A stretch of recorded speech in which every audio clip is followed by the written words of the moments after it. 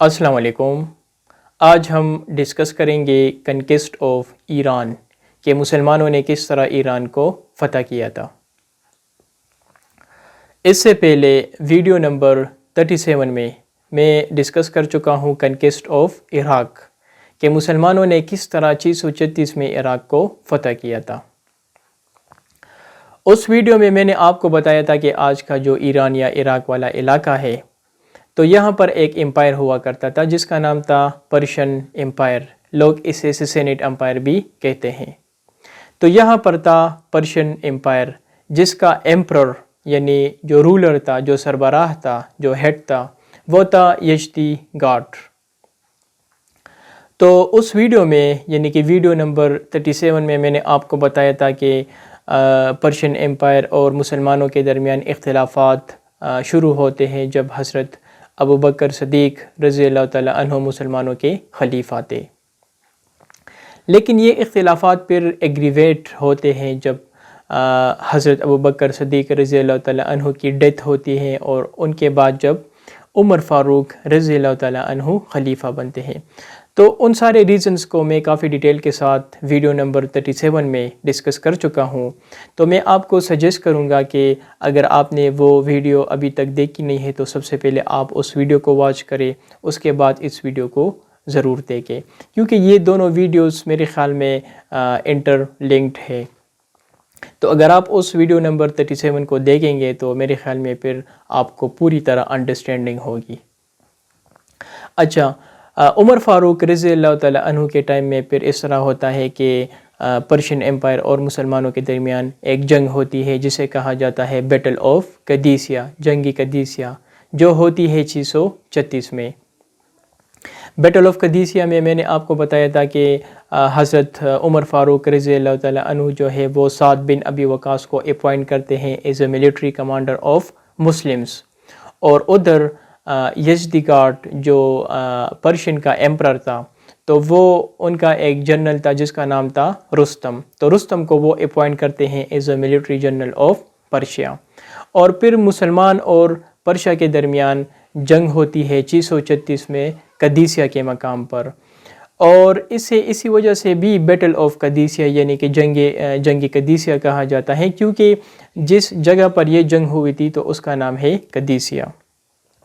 اچھا، میں نے آپ کو پھر بتایا تھا کہ اس جنگ میں مسلمان جو ہے وہ پرشین کو شکست دیتے ہیں، اور جو ان کا جنرل ہوتا ہے رستم تو ان کو بھی مسلمان ہلاک کرتے ہیں۔ اور بیٹل آف قادسیہ کے بعد مسلمان جو ہے وہ عراق کو فتح کرتے ہیں، اور اس کے ساتھ ساتھ ان کا جو کیپٹل تھا سسینٹ کا تو وہ تھا المدین میں۔ تو مسلمان جو ہے بیٹل آف قادسیہ کے بعد المدین کو بھی کیپچر کرتے ہیں۔ لہٰذا بیٹل آف قادسیہ کے بعد اس طرح ہوتا ہے کہ جو یزدی گاٹ تھا، جو پرشین امپائر کا رولر تھا، ایمپرر تھا، تو وہ المدین جو ان کا کیپٹل ہے تو وہاں سے پھر وہ بھاگتے ہیں اوپر پرشیا کی طرف۔ تو لہٰذا بیٹل آف قادسیہ جس میں مسلمان صرف عراق کو فتح کرتے ہیں۔ تو یہ ساری چیزیں میں نے آپ کو ویڈیو نمبر 37 میں بتائی تھی۔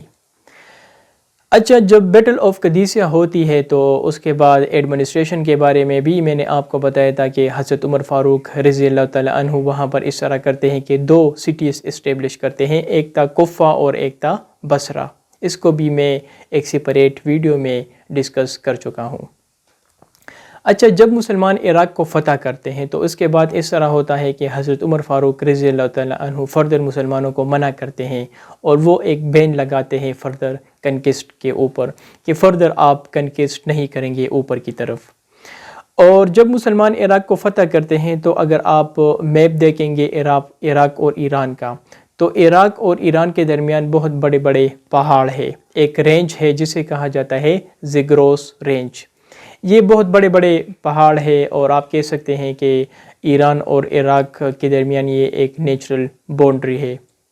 یہ کافی بڑے بڑے پہاڑ ہے، اور اس ٹائم جب ہم اس کی تاریخ دیکھتے ہیں تو زگروس رینج کے اوپر کردش سپیکنگ کے لوگ آباد تھے۔ آج اگر آپ نارتھ ویسٹ میں، ایران کے نارتھ ویسٹ میں یا ترکی کے ساؤتھ ایسٹ میں دیکھیں گے جو کردش لوگ ہیں جو کردش زبان بولتے ہیں، تو یہ وہی لوگ تھے جو اس ٹائم زیگروس رینج کے اوپر آباد تھے، اور یہ زیادہ تر نومیڈ تھے وہاں پر۔ نومیڈ مین کے ٹرانشومنٹ تھے، مطلب کہ ایک جگہ سے دوسری جگہ جو ہجرت کرتے رہتے ہیں، تو اسی وجہ سے یہ نومیڈ تھے۔ تو ان پہاڑوں کے اوپر کردش سپیکنگ لوگ اس ٹائم آباد تھے جب مسلمانوں نے عراق کو فتح کیا تھا۔ اچھا، تو اس میں یہ بتا رہا تھا کہ ایران اور عراق کے درمیان یہ بڑے بڑے پہاڑ تھے۔ تو جب مسلمان جو ہے عراق کو فتح کرتے ہیں تو اس کے بعد حضرت عمر فاروق رضی اللہ تعالیٰ عنہ مسلمانوں کو یہ انسٹرکشن دیتے ہیں کہ آپ نے کسی صورت ان رینجز کو جو ہے وہ کراس نہیں کرنا ہے، اس طرف آپ نے نہیں جانا ہے۔ اور جو یزدگارڈ تھا، جو ایمپرر تھا، تو چونکہ وہ المدین سے بھاگتے ہیں پرشیا کی طرف، تو وہاں پر وہ فارس میں مرف ایک سٹی تھی، وہاں پر وہ خود کو جو ہے وہاں پر شیلٹر لیتے ہیں، اور وہاں سے پھر وہ ان کا جو باقی امپائر تھا وہاں پر، تو وہاں سے پھر وہ ان کو رول کرتے ہیں۔ اچھا، یزدگارڈ جو ہے وہ وہاں سے بھاگتا تو ہے، لیکن وہ سٹل جو ہے چونکہ وہ ایمپرر تھا، تو پینیٹریشن سٹل جو ہے وہ مسلمانوں کی جو نئی ٹریٹری تھی عراق، اس میں ہوتا ہے۔ ایک وجہ تو یہ ہے کہ جو عراق کا جو اپر نارتھ والا سائڈ ہے، تو یہاں پر ایسے لوگ، ایسے ٹرائبس اب بھی موجود تھے جو کہ یزدگارڈ کو سپورٹ کرتے تھے، اور ان کے ساتھ جو یزدگارڈ کے جو ایجنٹس تھے جو اوپر سے آتے تھے یہاں پر انٹروچ کرتے تھے، تو ان کے درمیان میٹنگز وغیرہ بھی ہوتی تھی، جس کی وجہ سے یہاں پر مسلمانوں کو کافی زیادہ مسئلے تھے۔ اب مسلمانوں نے پرشیا پر یعنی ایران پر اٹیک بھی اسی وجہ سے کیا تھا، کیونکہ مسلمانوں کو پتہ تھا کہ اگر ہمیں عراق کو ہولڈ کرنا ہے، عراق پر اگر ہم نے رول کرنا ہے، تو اس کے لیے اس طرح ہے کہ پرشین جو اوپر سائڈ پر علاقہ ہے یعنی کہ ایران ہے، تو اس کو ہمیں فتح کرنی ہوگی، اور جو سیسینیڈ امپائر ہے تو اس کا ہمیں خاتمہ کرنا ہوگا، کیونکہ جب تک اوپر پرشیا ان کے کنٹرول میں ہے، یعنی کہ ایران ان کے کنٹرول میں ہے، اور یزدگارڈ وہاں پر رول کر رہا ہے، تو وہ ہمارے لیے مسئلہ بنا رہے ہیں، یہاں پر لوگوں کو بیچ رہے ہیں جو یہاں پر بغاوت وغیرہ کر رہے ہیں۔ تو اسی وجہ سے مسلمانوں نے اگر وہاں پر اٹیک کیا تھا پرشیا پر یا ایران پر، تو اس کی مین ریزن یہ تھی کہ وہاں پر ابھی بھی سینیٹ امپائر کا رول تھا، اور وہ وہاں پر پاورفل تھے، اور مسلمان اور ان کے درمیان باؤنڈری تھی، اور وہ اس علاقے کو پوری طرح جانتے ہیں، اور مسلمانوں کے انڈر جو لوگ تھے، تو نارتھ کے سائڈ میں جو ٹرائبس تھے تو ان کا سپورٹ بھی ان کے ساتھ تھا، تو اسی وجہ سے ایک ریزن یہ بھی تھا۔ اچھا، اب مسئلے اس طرح کریٹ ہوتے ہیں، مسلمان ایران پر کیوں اٹیک کرتا ہے؟ مین ریزن یہ تھا کہ چونکہ عمر فاروق رضی اللہ تعالیٰ عنہ نے مسلمانوں کو منع کیا تھا، جو کفہ کے اندر سعد بن ابی وقاص تھا ان کو بھی منع کیا تھا، اور جو بصرہ کے اندر جو کمانڈر تھا عتبہ، تو ان کو بھی انہوں نے منع کیا تھا کہ آپ فردر جو ہے کنکیسٹ نہیں کریں گے، اوپر کی طرف آپ نہیں جائیں گے، تو لہٰذا بیٹل آف قادسیہ کے بعد مسلمان صرف عراق میں ہی تھے۔ اب اوپر کی طرف مسلمان کیوں اٹیک کرتے ہیں، کیوں جاتے ہیں؟ اس کی شروعات اس طرح ہوتی ہے کہ مسلمانوں کا بحرین ایریا کا گورنر تھا جس کا نام تھا العلا، یہ ایک صحابی تھا۔ العلا اس طرح کرتے ہیں کہ ان کی بھی ایک خواہش تھی کہ مسلمان جو ہے وہ ایران کو کیپچر کرے، لہٰذا وہ اس طرح کرتے ہیں کہ وہ حضرت عمر فاروق رضی اللہ تعالیٰ عنہ جو مسلمانوں کے خلیفہ تھے، تو ان کی اجازت کے بغیر وہ جاتے ہیں پرشیا کے سائڈ پر ان پر اٹیک کرنے۔ جب وہ پرشیا باؤنڈریز کو کراس کرتے ہیں تو وہ اس طرف جاتے ہیں، اور وہاں پر اس طرح ہوتا ہے کہ شروع میں تو وہ ان کو ڈیفیٹ کرتے ہیں، لیکن چونکہ ان کی تعداد کم تھی اور خلیفہ کا سپورٹ بھی ان کے پاس نہیں تھا، اور وہ ان ملٹری سولجرز کے پاس گئے تھے جو ان کے اختیار میں تھی، تو پھر اس طرح ہوتا ہے کہ وہاں پر جو پرشین امپائر کے ملٹری ہے وہ ان کو ٹریپ کرتے ہیں۔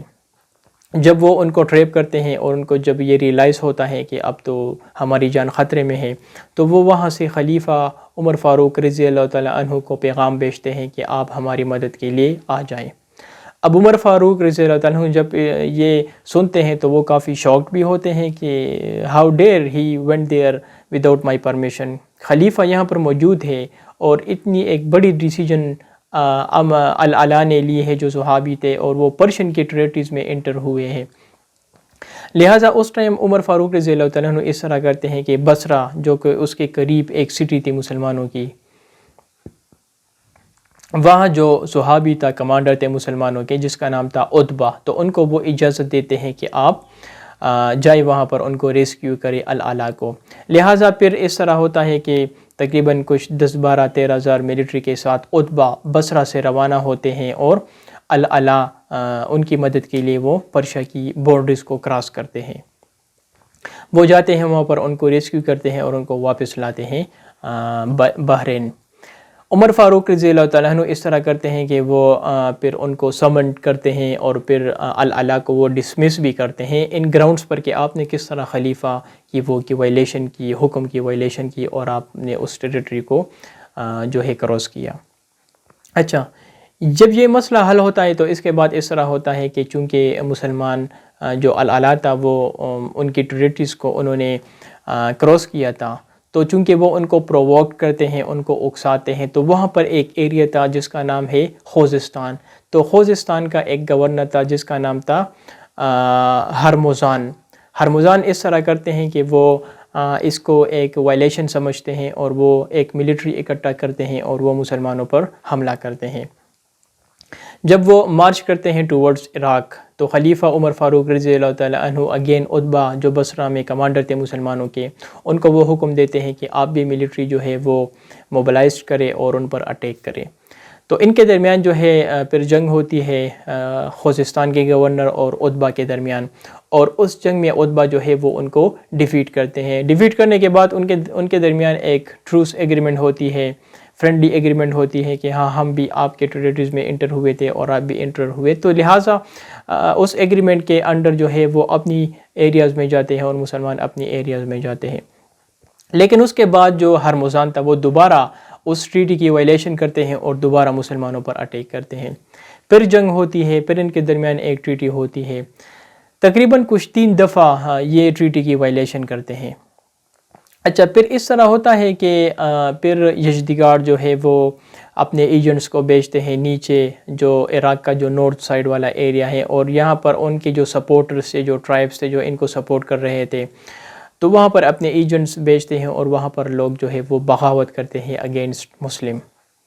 اب جب وہ بغاوت کرتے ہیں تو اس کو کرش کرنے کے لیے بھی مسلمان جاتے ہیں، عتبہ جاتے ہیں۔ پھر اس طرح ہوتا ہے کہ حضرت عمر فاروق رضی اللہ تعالیٰ عنہ ایک میٹنگ کال کرتے ہیں مدینہ میں، اور اس میٹنگ میں وہ کوفہ اور بصرہ سے جو ڈیلیگیشنز آتی ہے ان کے پاس، تو ان کے ساتھ وہ میٹنگ کرتے ہیں، اور اس میٹنگ میں وہ ان سے پوچھتے ہیں کہ یہ کیا ریزنز ہے، یہ کیوں بغاوت ہو رہی ہے، مطلب اچانک سڈنلی سٹارٹ ہو چکی ہے، کیا پالیسیز ہے آپ کے وہاں پر، کیا آپ ان کو کوئی پرسیکیوشن آپ ان پر کر رہے ہیں، کوئی ٹیکسیشن آپ زیادہ امپوز کر رہے ہیں، مذہب کا کوئی ایشو وغیرہ تو نہیں ہے؟ تو وہ اس ایشو کو انویسٹیگیٹ کر رہا تھا۔ اس ایشو میں جو ڈیلیگیشنز آئے تھے کوفہ اور بصرہ سے، تو وہ حضرت عمر فاروق رضی اللہ تعالیٰ عنہ سے فرماتے ہیں کہ دیکھیے، بات یہ ہے کہ ہم نے عراق میں جو ہے سسینٹ امپائر کو شکست دی، لیکن پوری طرح ان کو شکست نہیں دی۔ وہ امپائر المدین سے جا کر وہاں پر مرف میں جو پرشا ہے تو وہاں پر وہ سیٹل ہوا، ابھی ان کی ہیڈ کوارٹر وہاں پر ہے۔ لہٰذا وہاں پر ہمیشہ سے جو ہے جب سے ہم نے عراق کو فتح کیا ہے تو چھوٹی موٹی واردات ابھی بھی وہاں پر ہوتی ہے، اور ان ایریاز میں جدھر ہمارا ایک کنٹرول ہے تو یہاں پر بہت ایسے لوگ ہیں جن کا سپورٹ ان کے پاس ہے، اور ان کے ایجنٹس یہاں پر آتے جاتے ہیں جس کے بارے میں ہمیں پتہ بھی نہیں ہے۔ تو لہٰذا اگر ہمیں عراق کو ہولڈ کرنا ہے، اس پر اپنا کنٹرول رکھنا ہے، اس ایریا کو ہمیں رول کرنا ہے، تو ہمیں اس کے لیے پرشین امپائر زیگروس ماؤنٹن سے اس پار جو ایریا ہے ایران، تو ہمیں اس پر اٹیک کرنا ہے، اس کو ہمیں کیپچر کرنا ہے، اور وہاں پر جو سسینٹ امپائر ہے، جو یزدگارڈ ہے، تو اس کی ہم نے ایلیمینیشن کرنی ہے، اس کو ہم نے ختم کرنا ہے۔ اگر ہم پرشیا کو کنٹرول نہیں کریں گے، اس پر ہم اٹیک نہیں کریں گے، سسینٹ امپائر پرشین امپائر کا ہم خاتمہ نہیں کریں گے، تو ہم عراق کو کنٹرول نہیں کر سکتے۔ اس کے بعد عمر فاروق رضی اللہ تعالیٰ عنہ اس طرح کرتے ہیں کہ وہ کہتے ہیں کہ ٹھیک ہے، میں آپ سب کے ساتھ ایگری ہوتا ہوں۔ اب مین وائل جب یہ میٹنگ ہو رہی تھی تو اس دوران یزدگارڈ جو ہے وہ ایک بہت بڑی ملٹری کو جو ہے وہ موبلائز کرتے ہیں، اور وہ ایک بہت بڑی تعداد تھی ان کی، وہ عراق کی طرف مارچ کرتے ہیں کہ ہم نے عراق کو جو ہے وہ دوبارہ فتح کرنی ہے، اور مسلمانوں سے ہم نے اس کی کنٹرول لینی ہے۔ عمر فاروق رضی اللہ تعالیٰ عنہ جو مدینہ میں موجود تھے وہ اس طرح کرتے ہیں کہ وہ بھی ایک بہت بڑی ملٹری فارم کرتے ہیں، اور جس کا کمانڈ وہ دیتے ہیں نعمان بن مکران، ایک صحابی تھے، ان کو وہ کمانڈ دیتے ہیں کہ آپ مسلمانوں کو لیڈ کریں گے اس جنگ میں۔ لہٰذا وہاں سے بھی ایک بہت بڑی ملٹری نکلتی ہے، اور یہاں سے بھی مدینے سے بھی نعمان بن مکران جو ہے وہ ایک بہت بڑی تعداد میں مسلمانوں کے ملٹری کے ساتھ جاتے ہیں اس طرف۔ اچھا، اس جنگ میں جب میں نے اسٹڈی کیا ہے، ریسرچ کیا ہے، تو مسلمانوں کی سائٹ کو بھی میں نے دیکھا ہے، ان کے اکاؤنٹس بھی دیکھے ہیں میں نے، اور اس سائٹ پر پرشین کے بھی میں نے بک اسٹڈی کی ہے۔ تو نیوٹرلی اگر میں آپ کو بتا دوں تو مسلمانوں کی جو تعداد تھی وہ کم تھی، اور جو پرشین کی تعداد تھی تو وہ تقریباً 3-4 گنا مسلمانوں سے زیادہ تھی۔ اچھا، ان دونوں کے درمیان جنگ ہوتی ہے، ایک اور میجر جنگ ہوتی ہے بیٹل آف قادسیہ کے بعد، جسے کہا جاتا ہے بیٹل آف نہوند۔ نہوند اسی وجہ سے کہا جاتا ہے کہ نہوند وہاں پر ایک ایریا ہے، تو اس ایریا میں چونکہ ان کے درمیان جنگ ہوئی تو اسی وجہ سے اسے کہا جاتا ہے بیٹل آف نہوند۔ اچھا، بیٹل آف قادسیہ ہوئی تھی 336 میں، جس میں مسلمانوں نے عراق کو فتح کیا تھا، اور بیٹل آف نہوند ہوئی تھی 642 میں، جس میں مسلمانوں نے پرشیا کو فتح کیا تھا۔ اچھا، مسلمان اور ان کے درمیان جنگ ہوتی ہے، شروع میں تقریباً پتہ نہیں کتنے دنوں تک یہ جنگ جاری تھا،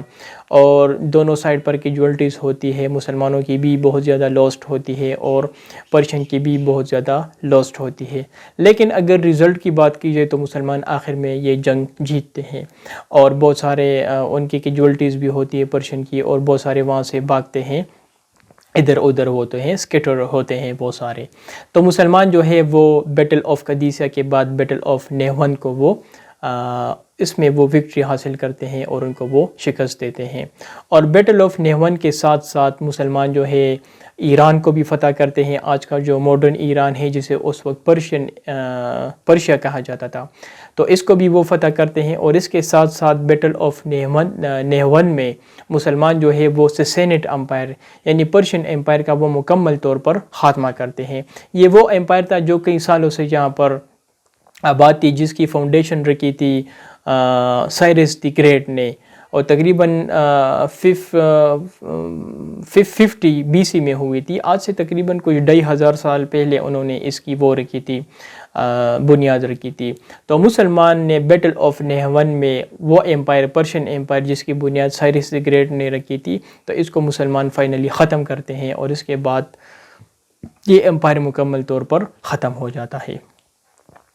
اچھا، اگر میں بتا دوں تو بیٹل آف قادسیہ میں مسلمانوں نے ان کا بیک بون توڑا تھا، ویک کیا تھا پرشین امپائر کو، لیکن بیٹل آف نہوند میں مسلمانوں نے ان کو پوری طرح شکست دی۔ اچھا، بیٹل آف نہوند میں کے بعد پھر اس طرح ہوتا ہے کہ مسلمان پھر اس کے بعد ان کی کنکیسٹ جاری ہوتی ہے، اور وہ بہت سارے ایریاز کو، بہت سارے پروونسز کو وہ کیپچر کرتے ہیں، اور پھر اس دوران حضرت عمر فاروق رضی اللہ تعالیٰ عنہ کی ڈیتھ بھی ہوتی ہے، وہ وفات ہوتے ہیں، اور پھر زیادہ تر صوبے جو ہے وہ اوپر کی طرف وہ کیپچر کرتے ہیں جب حضرت عثمان رضی اللہ تعالیٰ عنہ مسلمانوں کے خلیفہ تھے۔ لیکن بیٹل آف نہوند ہوئی تھی جب حضرت عمر فاروق رضی اللہ تعالیٰ عنہ زندہ تھے، تو لہٰذا اس کی شروعات ہوئی تھی حضرت ابو بکر صدیق رضی اللہ تعالیٰ عنہ کے ٹائم میں، اور پھر جو میجر بیٹلز تھے، بیٹل آف قادسیہ جو 636 میں ہوتی ہے جس میں مسلمان عراق کو فتح کرتے ہیں، اور پھر بیٹل آف نہوند جو کہ 642 میں ہوئی تھی، جس میں مسلمان جو ہے سسینٹ امپائر کو مکمل ان کو ڈیفیٹ کرتے ہیں اور ایران کو فتح کرتے ہیں، پرشیا کو فتح کرتے ہیں۔ تو یہ جو میجر بیٹلز ہوئی تھی وہ ہوئی تھی عمر فاروق رضی اللہ تعالیٰ عنہ کے ٹائم میں، اسی وجہ سے میں کریڈٹ دوں گا ان کی فتوحات کا، اس کنکسٹ کا حضرت عمر فاروق رضی اللہ تعالیٰ عنہ کے ٹائم میں۔ لیکن نہوند کے بعد جو باقی جو پروونسز تھے میجر، تو پھر وہ حضرت عثمان رضی اللہ تعالیٰ عنہ کے ٹائم میں مسلمانوں نے کیپچر کیے۔ جس طرح پھر افغانستان میں بھی مسلمان آئے تھے تو وہ حضرت عثمان رضی اللہ تعالیٰ عنہ کے ٹائم تھا۔ آج کا جو افغانستان میں ہے جو کہ ایران کے ساتھ اٹیچ ہے، تو پھر یہاں پر مسلمان ان کے ٹائم میں فرسٹ ٹائم آئے تھے۔ So it was all about the final subjugation of Persia. اسے فائنل سبجوگیشن آف پرشیا بھی اسے کہا جاتا ہے، کیونکہ اس سے پہلے بیٹل آف قادسیہ ہوئی تھی اور پھر بیٹل آف نہوند میں مسلمانوں نے اس کو فتح کیا۔ تو چونکہ عراق اور ایران دونوں ان ٹیریٹریز میں جو تھے وہ پرشینس تھے، تو اسی وجہ سے بیٹل آف نیوند میں جب مسلمانوں نے ساسینیڈ امپائر کو ڈیفیٹ کیا تو اسے کہا جاتا ہے final subjugation of Persia. So it was all about the elimination of Persia Empire، اور اس کے ساتھ جو پرشین امپائر ہے تو اس کا مکمل خاتمہ ہوتا ہے. Thank you.